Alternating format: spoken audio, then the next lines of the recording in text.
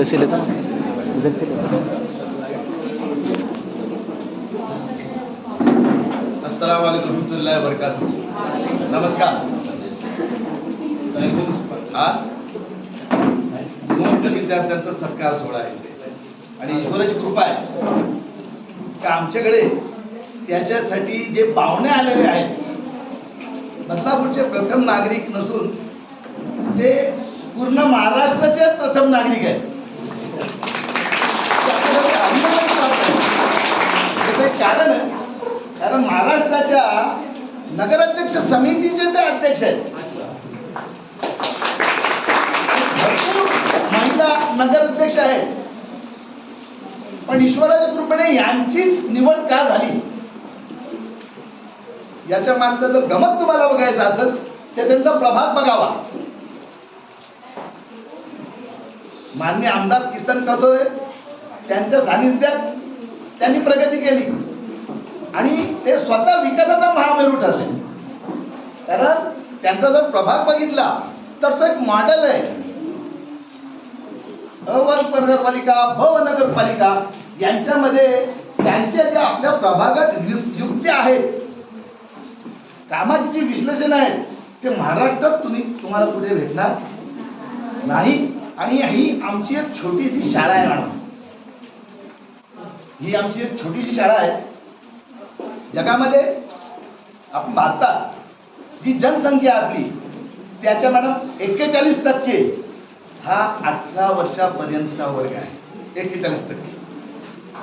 आणि जे माननीय पंतप्रधान मोदीजी यांचा एक स्वप्न आहे विकसित भारत 2047, त्यांना घडवणारे हे 41%च आहेत मॅडम। यांच्यातनं जे पुढे जातील ते विकसित भारत घडवतील। आणि ही आमची एक छोटीशी गावकऱ्यांची शाळा आहे। जसा तुमचा प्रेम आणि तुमचा विकास तुमच्या प्रभागासाठी आणि बदलापूर शहराच्या विकासासाठी वाहतो, तीच गंगा, तोच विकास, तोच प्रेम थोडीशी आमच्या शाळेकडे पण वळावा आणि आमच्या पण गरीब विद्यार्थी आमच्याची मदत व्हावी। आता विषय पुढचा येतो, शिक्षण काय। इस्लाम धर्माचे नबी पैगंबर मोहम्मद सल्लल्लाहु अलैहि वसल्लम, त्याला मॅसेंजर बोलतात काही लोक, आम्ही नबी बोलतो। त्यांना पहिला मेसेज आला बघा, पहिला मेसेज काय आला, धर्म बांधला त्यांनी, पण त्यांना पहिला मेसेज कसा येतो, इकरा। कुठून सुरुवात झाली, पढो। शिक्षणाचा अर्थ बघा, हे म्हणजे सुटतात। शिक्षणाचं महत्व बघा, पूर्ण जगासाठी ज्या माणसांनी माणुसकीची पेरणी केली त्यांना पहिला मेसेज आला, इकरा, पढो, शिक्षण घ्या, शिका, पुढे व्हा। ते घाबरले, कारण पहिल्याच वेळी हा प्रसंग त्यांच्या समोर आला होता। कोणी एक शक्ती आहे आणि त्यांनी सांगितलं पढो। ते घाबरले, त्यांना ताप चढला, ते घरी आले। घरी आल्यानंतर त्यांनी आपल्या पत्नीला सांगितलं, त्यांचं नाव होता खदीजा कुबरा, खदीजा, उजरू मिन्नी खदीजा, उजरू मिन्नी खदीजा, माझ्या अंगावर चादर टाक, माझ्या अंगावर चादर टाक, कारण माझ्याबरोबर असा प्रसंग घडलाय आणि मला ताप आलाय, मला थंडी लागते। मग हे विषय सोडवण्यासाठी हे काय गुंता काय, गणित काय, ह्या करण्यासाठी ते त्यावेळी एक मोठे पादरी होते ख्रिश्चन, त्यांच्याकडे गेले की ऐसा ऐसा हुआ है। त्यांनी सांगितलं आमच्या बायबलमध्ये लिहिलेलं आहे की हे शेवटचे नबी, तुमचं नाव वर्का, हा, तर त्यांच्याकडे गेले, त्यांनी सांगितलं की हे शेवटचे नबी आहेत, त्यांच्या नबूवतला ही वही आहे, ईश्वराकडून हा मेसेज आहे, त्यांनी मोर मारली। असे पैगंबर आणि असा देव हे बोलतो, सुरुवात कुठून करायची, शिक्षणाने करायची। प्रगती कुठे, शिक्षणात। तुम्हाला नीट राहायचं कोण शिकवतो, तुमच्यात आचार विचार कोण आणतो, शिक्षण आणतो।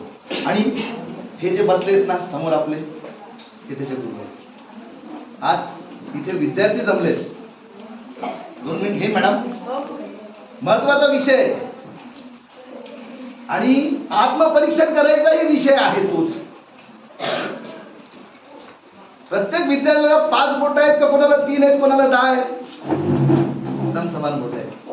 ईश्वर बोलतो, अल्लाह बोलतो, मी एका माणसाच्या सहनशक्तीने ताकदीपेक्षा त्याच्यावर ओझा टाकत नाही.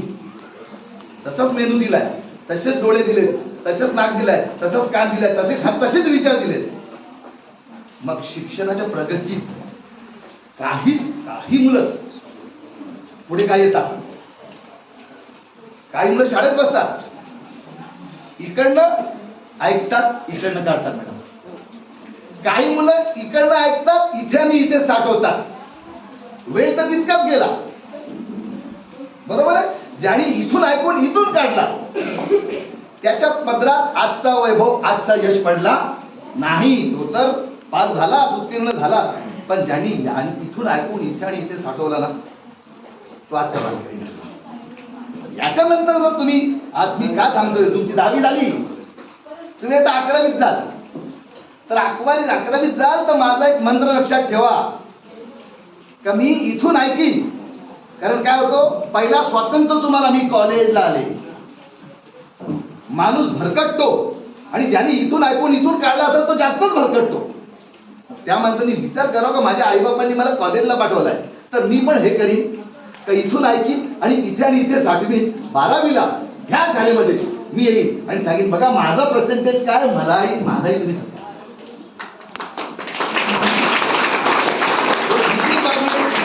पाहिजे. मी तुम्हाला एक उदाहरण देतो. मॅडम मला चांगल्यानं ओळखतात, मी त्यांचा कार्यकर्ता आहे. मी 35 वर्ष सोशलचं काम केला.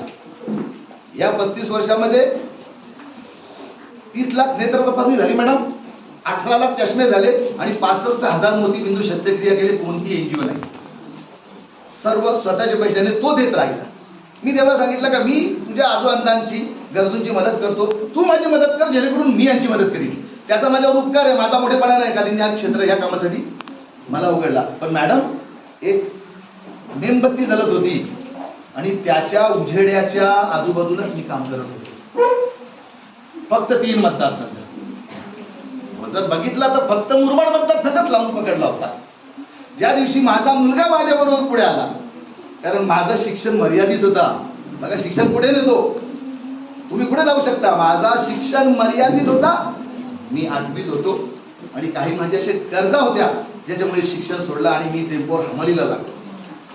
हमालीला आयुष्याची सुरुवात केली मी. मग माझा मुलगा जो सुशिक्षित होता, एक दिवस तो माझ्या बाजूला बसला आणि त्याने म्हणून कॅम्प्युटर काढला आणि त्याला मी आपला पेटीवाला समजतो, त्याला मॅसेज टाकायची सुरुवात केली. 4 वर्ष माझा मुलगा बरोबर आहे. ह्या 4 वर्षात आम्ही 27 देशात जाऊन केली. 27 देशांनी तिथे प्रश्न केला, हाऊ इज पॉसिबल, कसे शक्य आहे, हे होऊ शकत नाही. भारत आहे आणि आम्ही भारतीय आणि इथे जी प्रेमाची गंगा वाहते त्याच्यात शक्य आहे. आम्ही विना अनुदानितच काम केला आणि मरेपर्यंत विना अनुदानित काम करू. एक 7वी पास 8वी पास ज्यावेळी तो 31 वर्ष काम करतो, तर त्याला जगाची पातळी ओलांडता येत, भारताची सीमा ओलांडता येत नाही. मग माझा मुलगा माझ्यावर बसला, तो सुशिक्षित, शिक्षण काय, आणि त्याने मला जगामध्ये नेला आणि प्रत्येक देशांमध्ये गेल्यानंतर आमचा त्यांनी सत्कार केला. मी 7वी पास WHO चा सदस्य आहे, मी IAPB चा सदस्य आहे, मी UN चा सदस्य आहे. या लोकांनी मला आपलासा करून घेतला आणि IAPB, UN आणि WHO नी माझ्यावर केस स्टडी केली. ती कोणामुळे केली? माझा मुलगा सुशिक्षित होता म्हणून. तुम्ही पण शिक्षण घ्या, जगाच्या पाठीवर कुठेही जा. एक असा तुमच्याकडे हातार देवाने दिला आहे ना, का त्याचं परिपूर्ण व्हा. जगाच्या पाठीवर कुठेही जा, तुम्ही सुजलाम व्हाल, तुम्ही सुफलाम व्हाल. आमचे मॅडम इथे आले, मॅडम बोलताना काही पुढे मागे झाला असेल तर क्षमा करावी, पण एक लक्षात ठेवा, ये रस्सी को मजबूती से पकड़ो, ये रस्सी को मजबूती से पकड़ो और अपने बूढ़े बुजुर्गों की और जरूरतमंदों की इज्जत करो, खुदा तुमको कभी पीछे नहीं करेगा.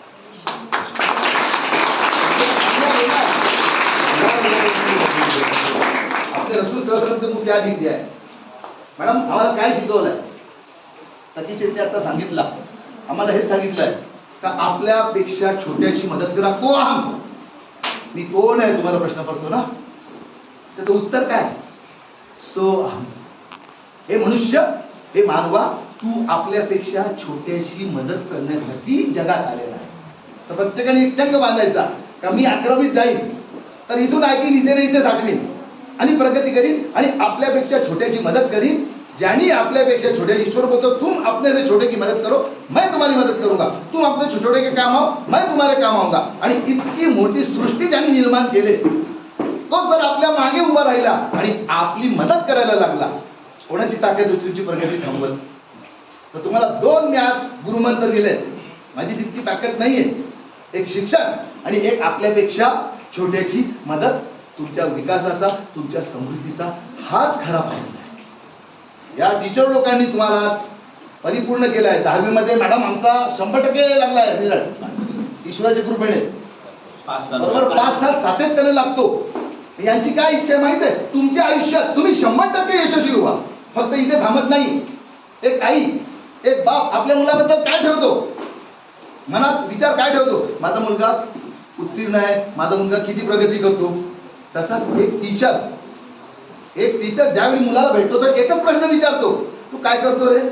बघा, जसा आई बापाचा विचार आहे ना आपल्या मुलाबाबत, तसाच एक गुरूंचा विचार असतो. आमच्या धर्मात एक छोटीशी गोष्ट सांगतो तुम्हाला आणि मी संपवतो. आपला बोलणार, रडणार, रागाडणं संपवतो मॅडम. एक आमच्यात छोटीशी म्हण आहे, जन्नत का दरवाजा माँ है, स्वर्गाचा दार आई आहे आणि त्या दाराची कुंजी बाप आहे. दार दिसला आणि कुंजी दिसली प्रवेशासाठी, पण तिथपर्यंत पोहोचण्याचे जे स्टेप्स पायऱ्या आहेत ना ते गुरु आहे. हे तुम्हाला वर्षाव करा आणि प्रगत व्हा आणि अशीच प्रगती करत राहा. ईश्वर तुम्हाला अशीच शक्ती देऊ, ताकद देऊ आणि आपल्या आयुष्यात भरभरून लक्ष्मी देऊ आणि कामयाब करू. नमस्कार.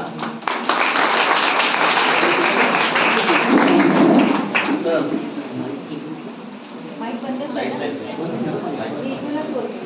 हा बोला.